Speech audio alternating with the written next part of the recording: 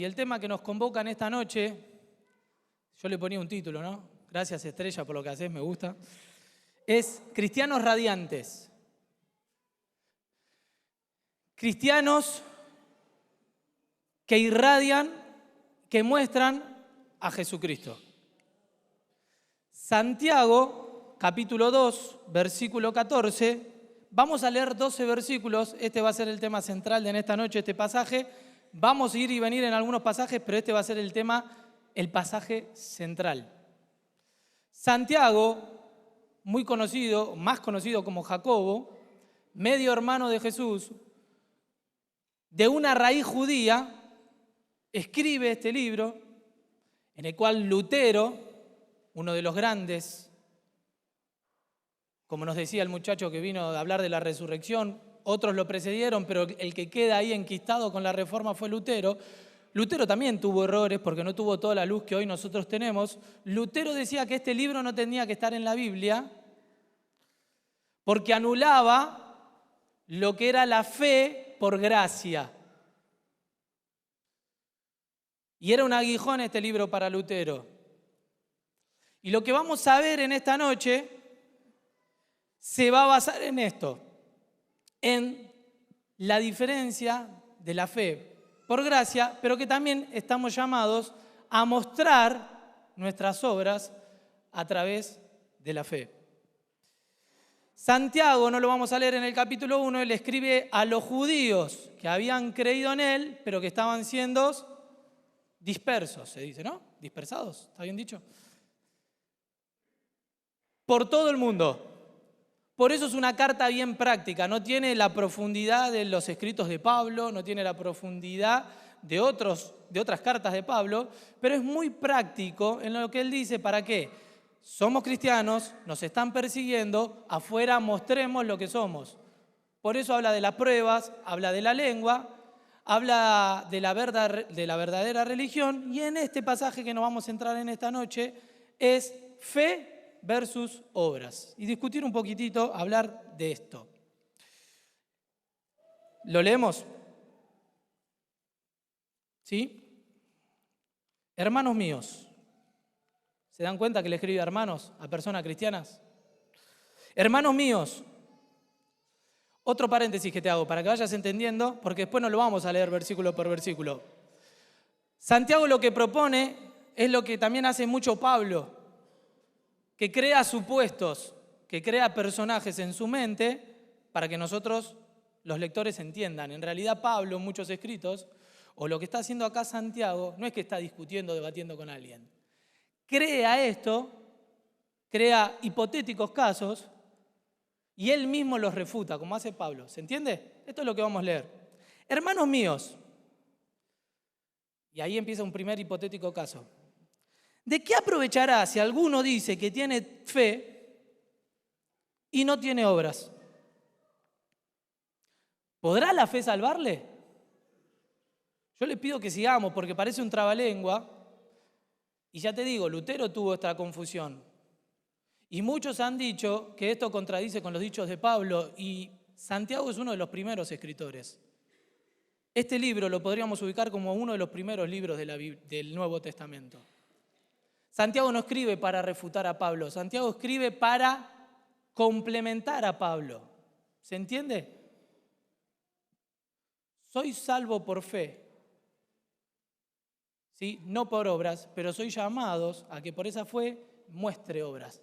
Este es el meollo de lo que va a mostrar Santiago. Entonces pone este hipotético caso y dice, ¿de qué aprovechará si alguno dice que tiene fe y no tiene obras? ¿Podrá la fe salvarle? Y ahí pone otro ejemplo. Y si un hermano o una hermana están desnudos y tienen necesidad del mantenimiento de cada día, y si alguno de vosotros les dice, id en paz, calentaos, saciaos, pero no le dais las cosas que son necesarias para el cuerpo, ¿de qué aprovecha? ¿Para qué sirve esa fe? Pregunta Santiago. Así también, la fe, si no tiene obras, es muerta en sí misma. Pero alguno dirá, otro hipotético caso, tú tienes fe y yo tengo obras. Muéstrame tu fe sin tus obras y yo te mostraré mi fe por mis obras. Y ahí es tajante Santiago. Dice, ¿tú crees que Dios es uno? Bien haces. También los demonios creen y tiemblan. ¿Mas quieres saber, hombre vano, que la fe sin obras es muerta? Y ahora le va a traer 2 ejemplos que para los judíos eran bien conocidos. ¿No fue justificado por las obras Abraham, nuestro padre, cuando ofreció a su hijo Isaac sobre el altar? ¿No ves que la fe actuó juntamente con sus obras? ¿Y que la fe se perfeccionó por las obras? Y se cumplió la escritura que dice, Abraham creyó a Dios y le fue contado por justicia y fue llamado amigo de Dios. Vosotros veis, pues, que el hombre es justificado por las obras y no solamente por la fe. Y le trae el segundo ejemplo, no solo el padre de la fe, sino vamos a analizar a una prostituta gentil que creyó, pero que después de creer automáticamente muestra la fe por obras. Hago este paréntesis para los que no conocen la historia tanto de Abraham como Rahab. Fueron 2 personas que mostraron su fe. Dice, asimismo también Rahab, la ramera, ¿no fue justificada por obras cuando le recibió a los mensajeros y los envió por otro camino? Y ahí termina diciendo su conclusión, porque como el cuerpo sin espíritu está muerto, así también la fe sin obras está muerta. Hasta acá nada más. En Hechos 9:36 hay una historia muy conmovedora de Dorcas. Dorcas no cambió el curso de la historia. Dorcas no es muy conocida. No escuché muchos mensajes de Dorcas. Dice que vivía en Jope, que ella muere, que según el ritual la estaban limpiando, pero se enteran que Pedro, el apóstol Pedro, estaba cerca, entonces lo mandan a llamar. Pedro accede, va, y dice el versículo 39, Hechos 9:39, si lo puedes poner ahí, ¿te parece, Fran? Así yo no me voy de acá de la Biblia. Hechos 9:39, está. Dice, levantándose entonces Pedro, fue con ellos. Y cuando llegó, le llevaron a la sala donde le rodearon todas las viudas. Dice que no lo dejaron entrar, que ya todas las viudas lo habían rodeado a Pedro. Llorando y mostrando las túnicas y los vestidos que Dorcas hacía cuando estaba con ellas. Ya te digo, Dorcas no cambió el curso de la historia, pero nos deja un ejemplo de que una mujer irradió a Jesucristo, que una mujer mostró a Jesucristo, que una mujer se detuvo por las mujeres viudas, mujeres de ese momento, ya lo hemos explicado tanto, que no tenían ningún prestigio social, si cuando quedaban solas mucho peor, pero Dorcas dice que una de las formas que encontró de bendecirles era que cortaban las telas y hacían vestidos. Y cuando entra el apóstol Pedro dice que no le dejaron entrar porque todas las viudas salieron a decirle, Dorcas irradió a Jesucristo. Esta es una de las formas para mostrar a Jesucristo. El cristiano irradia, muestra, sale de adentro para afuera a Jesucristo cuando su fe se deja ver. Cuando la fe deja de ser una forma determinada de pensar, de creer, y pasa a ser una forma determinada de vivir. Porque esa fe nos transforma y nos lleva a una vida activa. Para entender esto, yo buscaba algunos casos en donde la Biblia habla que esta creencia no era una creencia simplemente, sino que era un camino que los primeros cristianos andaban. Pero antes de esto, lo he aclarado al inicio, en Romanos, la carta principal del Evangelio de predicación, dice, por cuanto todos pecaron. Y pone una línea, todos pecaron, de ahí para abajo todos pecadores, después nosotros ponemos las divisiones que nosotros queremos. Pero Romanos dice, por cuanto todos pecaron y están destituidos de la gloria de Dios. Si corres más adelante en las hojas de Romanos, dice, siendo justificados gratuitamente por su gracia, mediante la redención que es en Cristo Jesús. Ahora, ¿cuál es el medio para yo ser salvo? Gracia es regalo no merecido, gracia siempre es descenso. Dios en descenso, manda a su Hijo. Ahora, ¿cómo yo soy salvo? Bueno, Efesios 2 y el mismo Romanos nos dice, justificados pues por la fe. La fe es el motor que me lleva a ser salvo. Hay mucha gente que tiene fe. Está lleno de gente que tiene fe. La gente que se sube a un avión tiene fe de que ese avión no se va a estrellar. Yo tengo fe que cuando voy a tocar el botón para prender la luz, se va a prender. La gente, aún la atea, está diciendo que tiene fe, pero en sí misma. Todos tenemos fe. El tema es dónde depositamos nuestra fe. Ahora, esto no está en discusión en este pasaje. Efesios 2, 8 y 9 dice que por gracia soy salvo por medio de la fe, no por obras para que nadie se gloríe. Sobre esta plataforma quiero seguir avanzando, porque esto es lo que va a decir Santiago. Somos salvos por gracia, un regalo de Dios, pero voy por medio de la fe. Ahora, esta fe de los primeros cristianos era una forma de vivir, de caminar. De no entender esto, nunca vamos a caminar el camino que tenemos por delante. Ya lo hemos dicho en unos mensajes. Si entendemos, hermanos, que ser salvo es el punto de llegada y no es el punto de partida de una carrera, nunca vamos a correr la carrera que tenemos por delante, puesto los ojos en Jesús, el autor y el consumador de la fe. Si vos pensás que cuando sos salvo se terminó todo, estamos en un error. Porque Dios nos dice en su palabra que cuando vos sos salvo, arrancás una nueva vida. No es el punto de llegada, es el punto de partida. Y esto los cristianos lo entendieron bien. Cuando Jesús llama a los suyos, a Pedro, a Leví, a Juan y a Jacobo, le dice una palabra importantísima que es, sígueme. Y ellos dejaron todo. Leví, Mateo dejó el banco de los tributos. Pedro, las redes. Juan y Jacobo, su pequeña empresa pesquera. ¿Por qué? Porque habían sido transformados por ese llamado y empezaron a andar un camino. Saulo, ¿te acordás cuando se convierte? Dice que pide cartas al Sanedrín. ¿Y qué dice? A fin de que se hallase algún cristiano, ¿en dónde? En el camino. No dice, a fin... Pedro dice que Pablo respiraba amenazas de muerte y pide cartas para, si encuentra algún cristiano, meterlo preso. Cuando va y le dice, a fin de que si yo encuentro algún cristiano, no que crea en esta fe, dice que ande en el camino. Era un camino. No dice esta fe, esta creencia. Ya la gente veía que no era una forma distinta de creer, sino una forma distinta de caminar a aquellos primeros cristianos. Apolos, que era un joven predicador, dice que había sido instruido en el camino del Señor. No solo había sido instruido en las enormes teologías, prácticas, sino que dice que Apolos había sido instruido en el camino. No es solo una forma determinada de creer, sino que es una forma también determinada de vivir y de andar. Y Pablo y Pedro lo entendían. Le habían enseñado no solo a creer, sino a vivir como cristianos. Andaban como cristianos. Le enseñaban no solo la teología, sino que el cristiano debe vivir una forma diferente de vivir. Y Pablo, cuando se defiende ante Félix, no en Hechos 26, sino en Hechos 24, dice, por eso te confieso, lo estaban juzgando, que según ustedes le dicen a este camino que es herejía, ustedes lo llaman herejía, yo sirvo a Dios.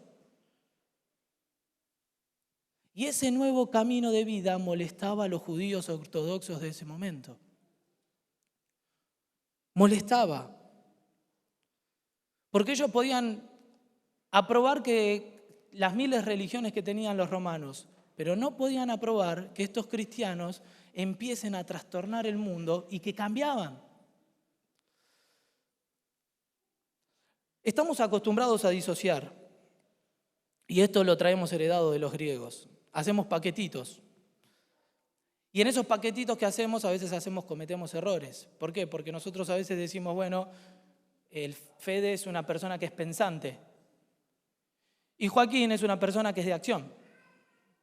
Y empezamos a disociar. Y hacemos paquetitos, ¿no? Pero un hombre que es simplemente solo de acción y no piensa es un cabeza hueca. Alguien que acciona y no piensa. Y alguien que piensa solamente, pero que no acciona, ¿qué es? Un inútil. Bueno, los cristianos entendían que no tenían que disociar su vida cristiana de lo que ellos entendían y lo que debían vivir. Nosotros, de esta cultura griega que traemos, empezamos a disociar. Pero se ve que en ese momento hay algunos que empezaron a disociar. Por eso Santiago empieza con el primer ejemplo. ¿De qué? De que había algunos que empezaron a disociar.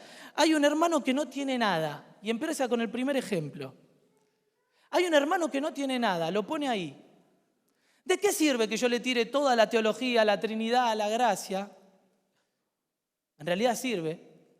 Pero si primero no le doy de comer. O si simplemente le digo, calentado, saciado, vete en paz. O el típico dicho nuestro, voy a orar por vos. Hermanos, este es el problema fundamental de la iglesia de hoy. Entre los tantos, ¿no? ¿Quién soy yo para decirlo, no? Perdón, este es el problema fundamental de mi vida. Y si vos te ves reflejado, subite al caballo. Una iglesia muy teóloga, pero que no baja a la conducta. Por eso Santiago saca esta conclusión. Así también la fe, si no tiene obras, está muerta en sí misma. Santiago les escribe y le dice, ojo, ojo en la forma de vivir. No se acostumbren, no pongan el piloto automático. ¿Creyeron? Es el punto de partida. Que no sea simplemente una declamación, soy cristiano, porque si no esa fe va a estar muerta, no tiene entidad, y si no tiene entidad no existe. Si no existe está muerta. Y la fe que no proviene de Dios, que no da bendición, no proviene de Dios. Y él rechaza la disociación. Dice, muéstrame tu fe sin tus obras. Dices que tienes fe y no la reflejas. ¿Cómo la vas a mostrar? ¿Cómo la puedo ver? Y yo te mostraré mi fe por mis obras. La fe se debe encarnar y ver. La fe verdadera es la que irradia a Jesucristo. Y él pone en segundo lugar un ejemplo extremo. Como te dije, los demonios creen y tiemblan. Le dice, los demonios creen y tiemblan. Hace poquito tuve que ir varias veces, hace rato que no iba tan seguido a la empresa. Y tuve el privilegio de que maneje mi compañero. No sé cómo mi mente fue a volar, a estudiar, a leer y me anoté todas las doctrinas que cree Satanás. Estaría bueno un día tocarlo el tema.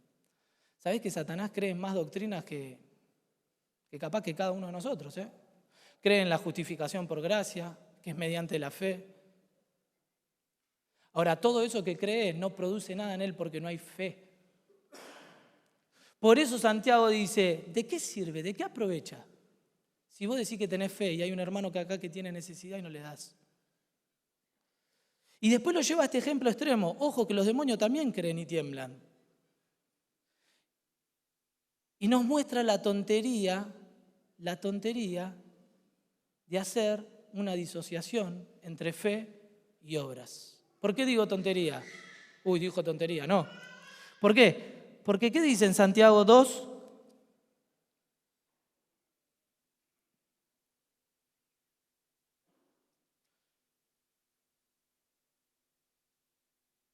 ¿20?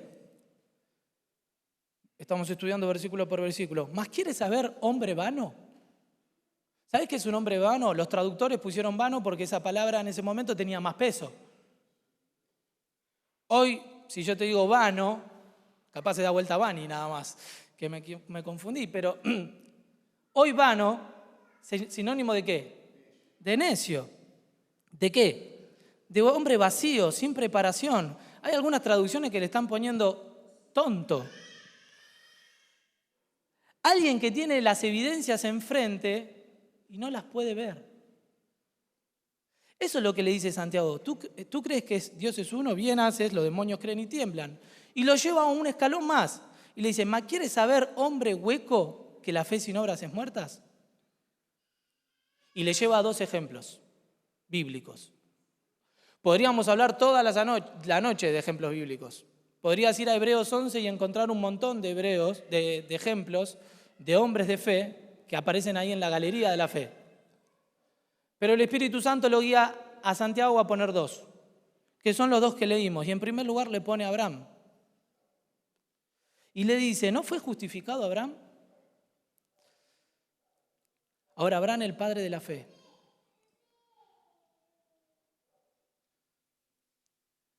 Que quería un hijo, Dios se lo da, y cuando Dios se lo da, Dios se lo vuelve a pedir. Y cuando se lo vuelve a pedir, no quiero detenerme tanto en estas dos historias, y de verdad me estremezco, no lo estoy haciendo, porque cada vez que pienso en Abraham y en esa caminata de que estaba llevando a su hijo a sacrificarlo, me estremezco. De verdad. Que Dios le pida lo más importante que era para Abraham, su hijo, que tanto lo había buscado, y Dios le dice, bueno, ahora dámelo. Y Abraham estaba siendo probado en su fe. Y seguro que si ese hijo era charlatana, capaz como Juana, de acá hasta allá, le hubiese preguntando, y la Biblia lo dice, ¿dónde está el corderito? ¿Dónde va a estar el corderito? Y me lo imagino a Abraham llorando, mordiéndose la lengua, diciéndole, Dios proveerá. Por eso Santiago pone este ejemplo a los judíos que estaban siendo esparcidos. Miren el padre Abraham, el padre de la fe, que le creyó a Dios, fue contado por justicia, pero que esa fe se mostró en obras. ¿Y saben en qué obras? Que Dios le pidió lo más importante y se lo dio a Dios. Ahora salgamos del padre de la fe. Y Santiago le pone la daga en la mente a los judíos y le mete a Rahab, una mujer gentil, una mujer gentil y prostituta. Y la historia de Rahab nos dice que no importa cuál sea tu pasado, no importa cuál sea tu pasado, lo que importa es qué vas a hacer con esa fe, qué vas a hacer de ahora en más adelante. Y la historia de Rahab simplemente es que había unos espías que iban a ir a destruir esa ciudad.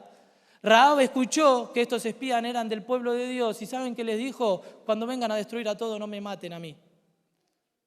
Y esos espías le juraron que ella iba a ser salvada. Vinieron a destruir la ciudad y Rahab fue salvada. ¿Por qué? Porque protegió a esos dos espías. Porque cuando los vinieron a buscar le dijeron, están por De Benedetti, y estaban en la casa escondidos. Y no pudieron agarrar a esos espías. ¿Y saben qué? Rahab creyó a Dios, pero demostró su fe y se la jugó. Por eso me identifico con ella. Y concluye taxativamente Santiago diciendo, como el cuerpo sin espíritu, o sea, con el cuerpo, y ahí lo que dice espíritu es todo lo inmaterial, no es nada, si no preguntale a los que tienen muerte cerebral, y se me viene a la mente Cerati, dice, como el cuerpo sin espíritu está muerto, así también la fe. El que dice que tiene fe sin obras está muerto. La disociación, dice Santiago, produce muerte. Fuimos salvos no por obras, pero sí fuimos salvos para buenas obras. Hermanos, termino con esto, con 3 ejemplos rápidos. El mundo está lleno de publicidades. El mundo está lleno de proselitismos. El mundo está lleno de religiones. ¿Y saben qué? No digo una novedad. El cristianismo es una más. El cristianismo es una más si los que la proclaman no lo viven. El cristianismo es una más si los que lo proclaman no lo encarnan. Va a ser una más. Y está bueno tocarlo en este tema, no me quiero ir por ahí, pero me puso un poco triste ver, mi única red social son los estados de WhatsApp. Me puso triste ver en los estados de WhatsApp cuántos cristianos con un odio hablaban esta semana, nos van a volver a gobernar los negros, que se vaya Macri. Y los que hablaban de Macri, y no me quiero meter en tema de política, pero yo decía, y justo habíamos estudiado el domingo ahí arriba de acercarnos al prójimo. ¿Cómo nos vamos a acercar al prójimo si no tenemos la visión que tiene Dios? De que los ve perdidos, de que son prójimos y de que necesitan un pastor. El mundo está lleno de publicidades. Y por más que vayamos a hacer el mejor programa y vayamos a Inflamable, a Tranquila, si el mensaje no se encarna en nosotros, es un mensaje más. Que prediques a Confucio, que prediques a Buda, que prediques a Jesús, va a ser lo mismo. Si no se encarna y no se ve. Si vos le hablas de la paz de Dios y vos tenés paz en tu vida. Si vos le hablas de fe y tenés fe.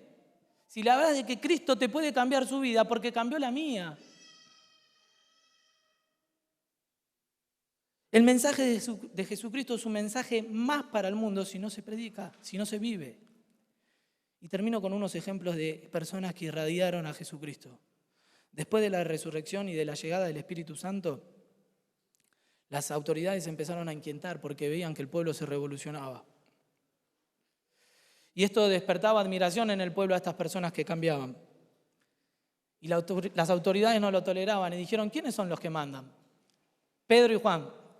Pedro siempre es el que habla y Juan es el que siempre lo acompaña. Bueno, tráiganmelo. Dice Hechos 4:13 que cuando estaban frente al concilio, dice Hechos 4:13, entonces viendo, ¿saben lo que es esa palabra viendo? Analizaron, lo contemplaron, escucharon todo el mensaje, dice, entonces viendo el denuedo de Pedro y de Juan, y sabiendo que eran hombres sin letras, que no habían estudiado en las grandes cosas teológicas, y que eran del vulgo, que eran del pueblo, se maravillaban y les reconocían que habían estado con Jesús. ¿Saben por qué el mensaje de Pedro y de Juan generaba cambios? Porque se veía, y ese concilio, ¿no? El Sanedrín, perdón, estaba analizando todo lo que ellos decían. Se maravillaban. Viendo es contemplando, analizaron. ¿Y saben a quiénes tenían enfrente? ¿Saben qué eran Pedro y Juan? ¿Qué eran Pedro y Juan? 2 pescadores. 2 pescadores. No se habla mucho del ministerio del Señor Jesús, se basó mucho en los galileos. Los galileos eran los despreciados. Eran 2 pescadores de Galilea, pero que habían estado con Jesús y podían reconocer ese denuedo. Ahora te hablo de un segundo ejemplo. Corrés las Biblias más un poquitito y seguís corriendo en Hechos, que es el inicio de nuestra era. Y dice que no podían resistir a Esteban. No podían resistir a Esteban, lo que hablaba y lo que él hacía. Y lo llevaron al concilio. Y lo llevaron al mismo concilio que había matado a Jesús. Y Esteban no se calla. Se para y hace una defensa. La primer cosmovisión cristiana de la historia, filosófica, la hace Esteban. Analiza toda la historia para atrás desde una impronta cristiana. Eso es lo que hace Esteban. La primer manifestación de una filosofía de la historia del cristianismo, la hace Esteban.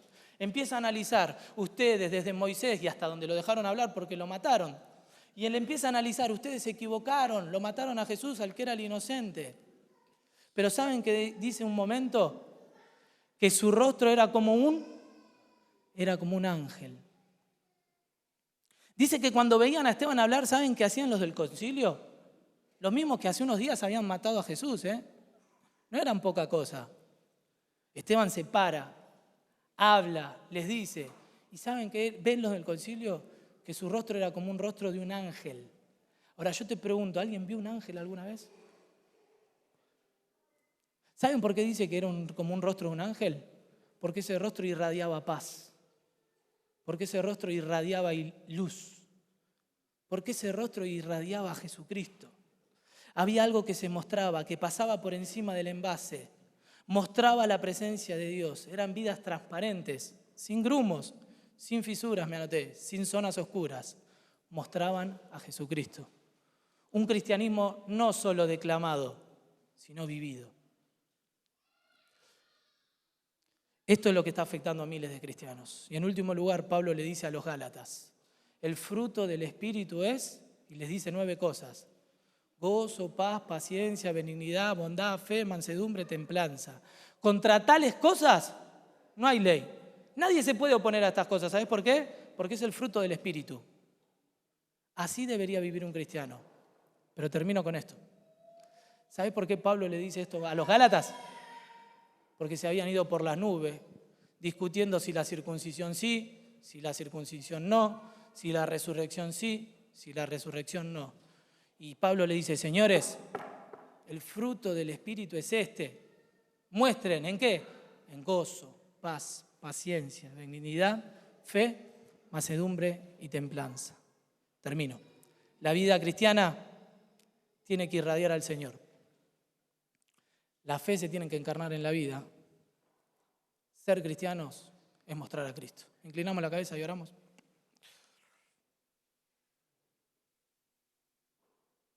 Para los que somos hijos de Dios, a mostrar a Cristo. Pero si no tenés a Cristo en tu corazón,